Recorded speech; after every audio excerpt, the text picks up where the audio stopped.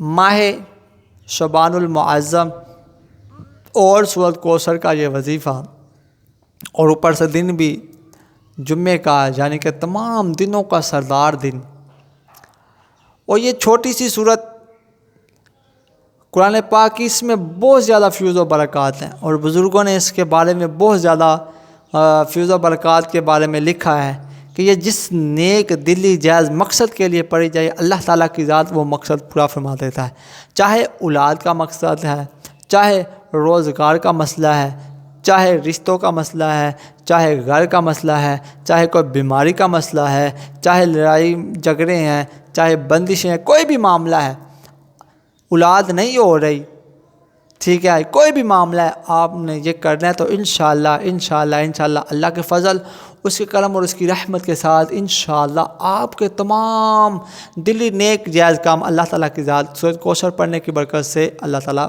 پورے فرما دے گا۔ پیارے دوستو، یہ جو ماہ ہے، ماہ شعبان المعظم، اس کی فضیلت شان وراء الورا، اور اس میں ایک رات ایسی ہے جسے 15 شعبان المعظم یعنی کہ شب برات کہا جاتا ہے۔ پیارے آقا علیہ الصلوۃ والسلام اس ماہ میں کثرت کے ساتھ روزے رکھا کرتے تھے، ٹھیک ہے۔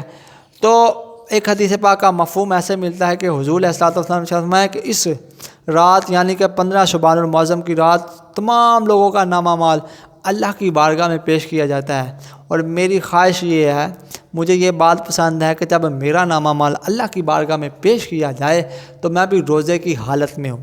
یہ جو رات ہے نجات والی رات ہے، بخشش والی رات ہے، مغفرت والی رات ہے، آزادی والی رات ہے۔ بزرگوں نے یوں بھی فرمایا ہے کہ یہ رات قسمت والی رات ہے، یہ رات تقدیر والی رات ہے، اور جو بھی نامہ مال، جو بھی معاملے ہونے ہوتے ہیں رزق کا، جو بھی وہ فرشتوں کا سپرد کر دیا جاتا ہے۔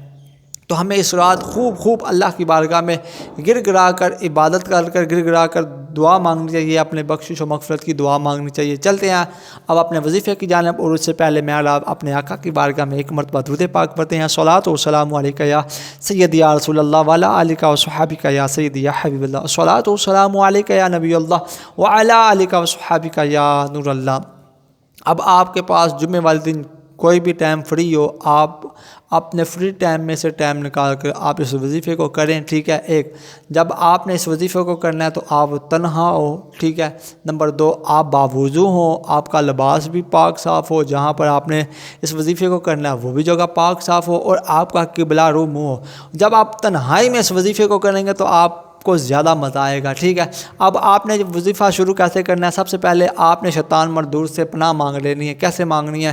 کیونکہ شیطان تو چاہتا ہی نہیں ہے کہ جناب یہ نیک کام کرے، ٹھیک ہے۔ آپ نے جو نا 21 مرتبہ 21 مرتبہ اعوذ باللہ من الشیطان الرجیم، اعوذ باللہ من الشیطان الرجیم یہ پڑھ لینا، ٹھیک ہے۔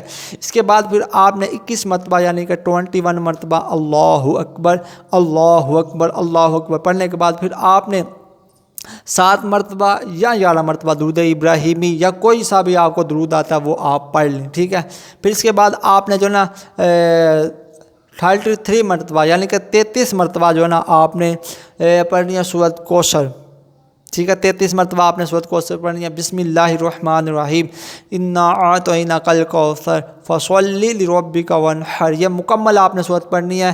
تو ایک مرتبہ بس پہلی مرتبہ آپ نے بسم اللہ پڑھنی ہے، اور بعض میں 32 مرتبہ آپ نے بسم اللہ نہیں پڑھنی۔ پھر اس کے بعد آپ نے درود ابراہیمی پڑھنا ہے 7 مرتبہ یا 11 مرتبہ یا کوئی بھی درود پاک پڑھ کے پھر آپ نے جو ہے نا قبلہ جانب ہو کے اپنا مقصد اپنے ذہن میں رکھ کے دل اور دماغ میں رکھ کے اللہ کے حضور گر گرا کر اللہ سے دعا مانگنی ہے، اپنا مقصد سامنے رکھنا ہے۔ تو دعا کرنی ہے کہ یا اللہ جو میں مانگ رہا ہوں مجھے عطا کر دے۔ تو آپ نے دوسرے مسلمان بھائیوں کے لیے دعا کیا کرے، اور انہیں کہا کرے ہمارے لیے دعا کیا کرے، تو ایسے دعائیں قبول ہوتی ہیں، ٹھیک ہے۔